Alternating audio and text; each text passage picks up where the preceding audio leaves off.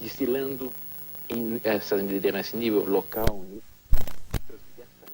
estruturando pelo próprio instinto de sociabilidade dos homens, foram destilando suas lideranças naturais, foram destilando essas lideranças em nível local, em nível regional, em nível nacional, foram formando as dinastias, que são famílias que se distinguiram por uma longa tradição de dedicações, de abnegações, de sacrifício, sangue derramado pelo seu povo. Os homens são iguais na sua essência, mas nos seus acidentes são diferentes.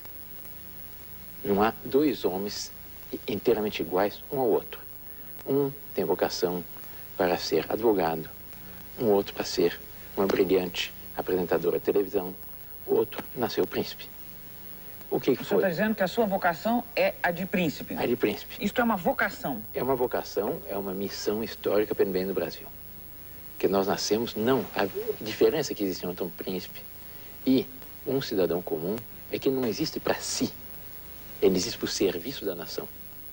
No alto de todas as coroas há uma cruz, para significar duas coisas: a fidelidade à fé e a disposição de crucificar-se pelo bem do seu povo. O Estado inflou-se no Brasil com a República. Na monarquia, todas as ferrovias eram privadas. Os telégrafos, no primeiro momento, foram do Estado, mas tendiam também a ser privados. O tamanho do Estado naquele tempo era mínimo. Todo o Estado, o governo estava onde eram antigos Correios do Rio de Janeiro, hoje, que voltou a se chamar Paço da Cidade. É um prédio pequeno. Havia um número ínfimo de funcionários. Isso tudo é resultado da República e da democracia republicana, que precisa também distribuir cargos para manter-se no poder. Agora nós vemos, são 40 mil cargos, segundo o terceiro escalão, estão sendo distribuídos para o quê? Para conseguir manter o governo no poder. E deu nessa última crise, com a demissão do ministro da Fazenda, uma tragédia. Isso é um fenômeno tipicamente republicano, não monárquico. As monarquias são sóbrias, são pequenas. Em que é que o senhor acha que o Estado deve ingerir? Por exemplo, questão do combate a endemias, certas rodovias municipais, zelar pela pavimentação das ruas da cidade, etc. Mas o que pudesse ser privatizado no município, águas, luz, esgotos, lixo, etc., energia, telefones, a meu ver, deveria ter tudo privatizado. Gostaria de saber em quem o senhor votou na última eleição para presidente. O voto é secreto. Voto é secreto, mas o senhor é candidato, ou a sua família, na sua família existe alguém pleiteando o trono, sim, o poder no meu país. Sim. Eu, para votar no senhor, tenho que saber como é que o senhor pensa. Eu gostaria de, sim, saber em quem é que o senhor votou na última eleição. Sim. E, vou dizer, eu anulei meu voto, porque eu considerava que nenhum dos candidatos estava inteiramente à altura. E os fatos tragicamente confirmaram esse meu receio. Dois temas polêmicos: aborto e pena de morte. Sim, não, por quê? Aborto, não. Uma criatura de Deus. Só Deus pode tirar a vida. Pena de morte. Em princípio, eu sou favorável. Mas nas não atuais é tirar a circunstâncias, vida de outra criatura de Deus também, ou não? É diferente. Porque há um poder supremo, que é o poder do Estado, que em determinadas condições, em defesa, como a legítima defesa da sociedade, em princípio tem o direito. Por exemplo, se houver uma invasão à minha pátria, eu tenho a obrigação de tomar em armas e defender minha pátria, inclusive matando inimigos, se o que necessário for. É óbvio. Assim também a sociedade deve ter o meio de defender contra certos malfeitores.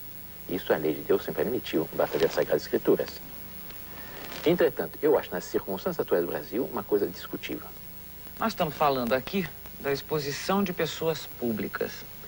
Caso eleito, o senhor, eu falo com o senhor sempre, o senhor fala em nome do seu irmão, Dom Luiz, mas eu imagino que seja um pouco a extensão do outro. Sim. Em caso eleito, o senhor está preparado para esse ônus da falta de privacidade? Eu estou certo que ele está preparado e, em parte, eu também estou preparado. Minha privacidade já foi pelos ares há muito tempo.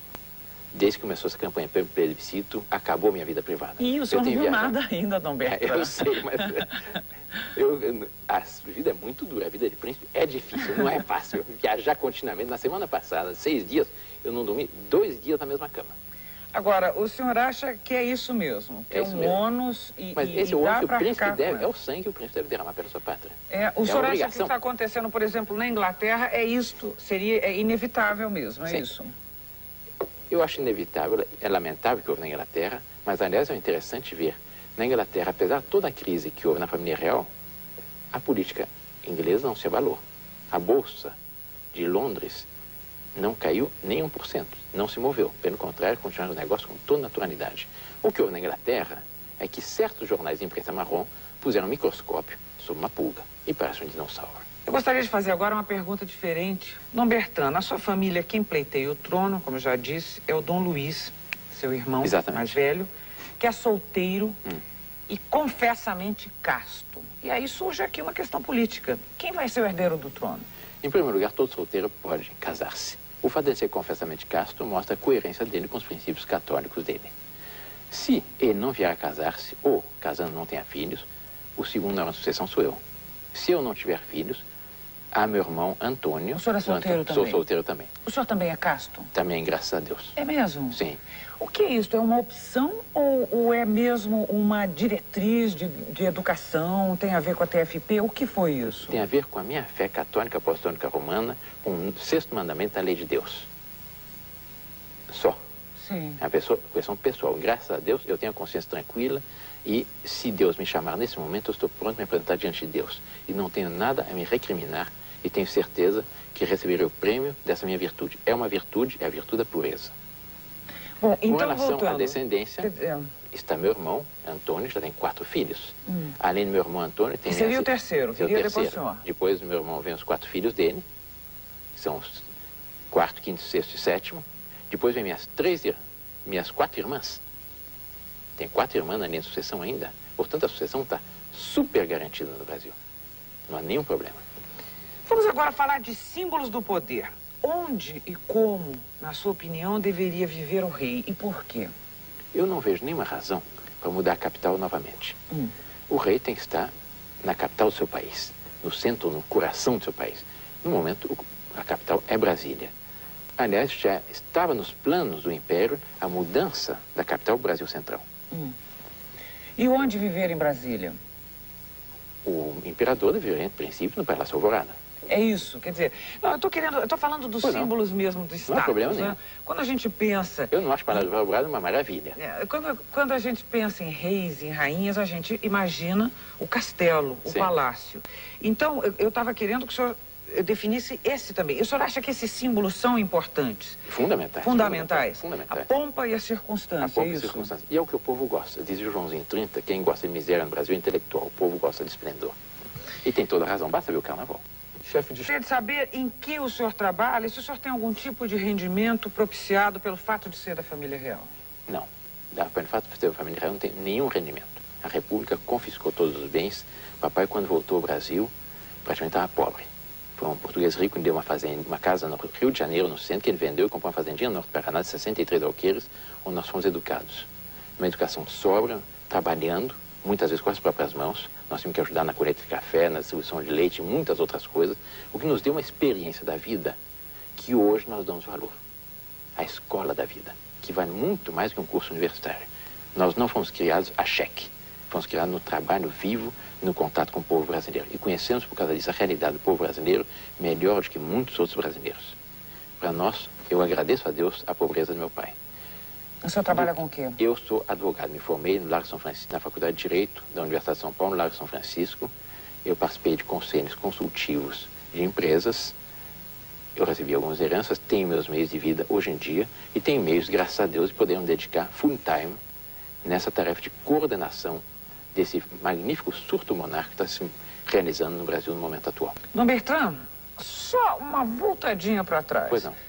Se Dom Luís ou o senhor forem se casar, vocês têm que se casar com alguém da nobreza. Sim. Que vai ser procurado fora do Brasil ou no Brasil existem senhoras elegíveis para essa posição? De acordo com as tradições monárquicas, o príncipe não deve casar-se com quem ele bem entende. Ele deve casar-se com quem melhor convém para a nação. Evidentemente, não pode ser uma pessoa que ele não tenha nenhuma simpatia. Mas ele tem que, inclusive na escolha do seu par, daquela que vai ser a companheira da sua vida, ter em vista, antes de mais nada, os interesses da nação. E, exatamente, uma das prioridades das monarquias é que os príncipes, com seus casamentos, por assim dizer, fazem a política exterior da sua nação. Sim, então seria com alguém de fora. Seria com uma princesa, jovem, uma casa jovem, para poder procriar. Jovem, tem que ser, normalmente deve ser bonita. Tem que ser bonita? normalmente deve ser. O pobre Dom Pedro II, quando chegou a Dona Acho que Teresa... aí já é preciosismo do senhor. Quando chegou a Dona Teresa Cristina no Brasil, depois nem gostou muito da Dona Teresa Cristina, mas tinha mostrado o medalhão da irmã dela. Quando chegou ela, não era muito bonita, mas era tão amável, tão afável, tão bondosa, que ele depois foi um marido fidelíssimo. Acabou gostando dela. Acabou gostando dela. Os barulhentos, entre eles a própria integração do Brasil. Os movimentos separatistas voltaram a trabalhar defendendo a divisão norte e sul do país. Na sua opinião... A nossa grande herança é a nossa unidade territorial, nossa unidade política, psicológica e social. Foi a herança que nós recebemos dos portugueses. A nossa independência se deu de uma forma diferente dos nossos vizinhos pan-americanos. Porque os nossos vizinhos pan-americanos tiveram a sua independência como resultado das ambições dos caudilhos que queriam ser presidente da República de sua respectiva área de influência. A nossa foi uma emancipação de um filho que se tornara maior e quão maior que o pai. A conselho paterno. Dom João VI, que gostou muito do Brasil, chegando aqui percebeu que o Brasil estava maduro para a sua independência. E preparou, lançou os fundamentos da sua independência. O Banco do Brasil abriu os portos, a Escola Militar, a Escola Naval, Caixa Econômica, as ações comerciais, a Escola de Medicina, a Escola de Cirurgia, o Jardim Botânico, a Biblioteca Pública, tudo. E no fim deixou seu filho. E aí ele deu um último conselho. Meu filho, considere que mais cedo ou mais tarde esse país será independente. Ponhas tu esta coroa em tua cabeça antes que o teu aventureiro faça. Foi graças a esse conselho de Dom João VI a Dom Pedro I que nós hoje somos um país de dimensões continentais. Um voto para cada cabeça. Essa lógica deveria dar numa representatividade que no momento não existe no país. Em alguns estados o voto vale mais que em outros, só para esclarecer. Um deputado de um pequeno estado, de repente, precisa de muito menos votos para ser eleito do que em outros maiores. O senhor é a favor de mudanças nesse setor? É claro que algumas mudanças deve haver, porque há uma série de distorções nesse ponto. Durante a monarquia, havia eleições que em circunscrições eleitorais pequenas, o que chamamos de voto distrital, no qual a representatividade popular é muito mais autêntica. Deveria tender a haver circunscrições eleitorais com um certo número de eleitores, mas não pode ser um critério absolutamente geométrico. Por exemplo, um voto por cabeça resolve todos os problemas. Nós tivemos um voto por cabeça nas últimas eleições presidenciais. Deu um fiasco. Isso não é um passo de mágica, não é uma panaceia. Deve haver uma proporcionalidade, deve-se corrigir as distorções, mas é claro que os estados pequenos não podem ser relegados a uma posição que um estado tenha um só deputado. Porque o coitadinho daquele estado, que tem um futuro colossal, fica completamente marginalizado. Então qual seria a solução para essa representatividade? Deveria haver um acerto nessa representatividade, de acordo com alguns critérios a serem estudados, que é uma questão técnica, que eu acho que seria prematuro determinar, sim, geometricamente já. Que parlamentarismo o senhor quer por trás da monarquia? Que perfil de primeiro-ministro o senhor defende? Se possível, me dê um nome. Nós queremos um parlamentarismo como foi nos bons tempos de Dom Pedro II. Durante o segundo reinado, nós tivemos nosso mais longo período de estabilidade constitucional. Os partidos se alternavam no poder com toda a liberdade e o imperador, com seu poder moderador, mantinha o equilíbrio dos demais poderes, entre poder executivo, legislativo e judiciário, e evitava as esquizofrenias que nós vemos hoje entre poder executivo e legislativo, o caos político total. Nós queremos um parlamentarismo autêntico e nós afirmamos parlamentarismo autêntico só com monarquia. Porque a característica do parlamentarismo é que a nação, o sentir da nação é muito mais respeitado. Numa república parlamentarista, o presidente da república é eleito por um partido, em eleições indiretas ou em eleições diretas. E ele, por ocasião das eleições, vai ser ele o grande eleitor. Ele vai intervir de cima para baixo nas eleições, pesando, com todo peso e influência a favor do seu partido. E com isso ele falseia a consulta das aspirações autênticas da nação. Parlamentarismo autêntico só com monarquia. Não vai me dar um nome, então, para o primeiro-ministro? A Casa Real não pode indicar esse ou aquele, porque a posição da Casa Real é que deve ser uma posição suprapartidária. Se nós desejar indicar se o primeiro-ministro é fulano, ou ciclano, ou beltrano, nós já estaremos violando um princípio fundamental de uma monarquia parlamentarista. Porque o monarca, ele deve ter uma posição equânime com relação às várias correntes políticas da nação. Ele só no momento de ser nomeado primeiro-ministro é que ele pode, na medida que a Constituição lhe der esse direito, indicar alguém que tenha a possibilidade de formar a maioria no parlamento, que tenha a confiança do parlamento. Bertrand e Dom João. Volte à monarquia, a Casa Real tem direito e interesse, principalmente, em nomear, doar títulos, eu não sei como é que se fala, fazer barões, duques, condes, marqueses, etc. Sim, não, por quê? A grande diferença que existe numa república e uma monarquia é que a república premia com mordomias, que custam milhões de dólares à nação. A monarquia com honrarias, que custam à nação o valor de um pergaminho, que dignificam aquela pessoa e que honram a sua descendência. Portanto, é muito mais econômico premiar com títulos do que com mordomias. Então, isso quer dizer que se a monarquia voltar... Haverá duques... Nós vamos ter... marqueses, condes, viscondes, barões, como tinha nos bons tempos de Dom Pedro II e como hoje tantos brasileiros se orgulham de serem descendentes de algum titular do Império. Vamos para o bate-bola agora? Vamos. Jogo rápido? Um sacrilégio. A profanação do Santo Sacramento. Um sacrifício. Ser príncipe. O reinado mais bonito. Dom Pedro II. O pior reinado. Eu considero, em Portugal, Dom José I, que permitiu a ascensão do Marquês de Pombal, que foi um tirano terrível. Uma palavra de ordem. Honra. Hino. O hino nacional. Esporte, qual e por quê? Eu sempre gostei muito de equitação. Por tradição de família e por ser um esporte que exige muito a coragem da pessoa, exige muita ousadia. Medo, qual e por quê? Do pecado. Porque leva para o inferno. No próximo bloco, a campanha na TV e a autodefinição. Dom Bertrand por Dom Bertrand. Eu nunca pensei muito em mim mesmo. Mas eu sempre orientei minha vida em função exatamente daquela missão que meu pai acenou para todos nós quando nós éramos meninos. Isto é, uma vida de dedicação ao Brasil e para a realização desse nosso sonho de nossa vida, que é fazer do Brasil aquele país maravilhoso com o qual todos os brasileiros sonham que a nossa pátria deve vir a ser um dia.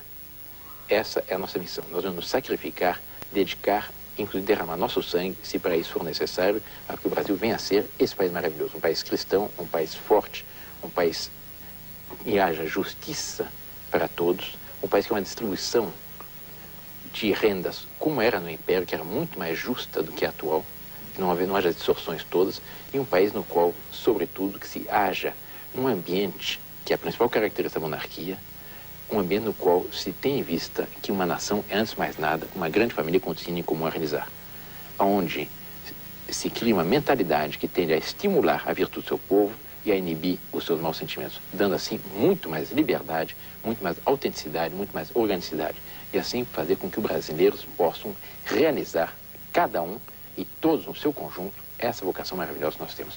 Obrigada, Bertrand.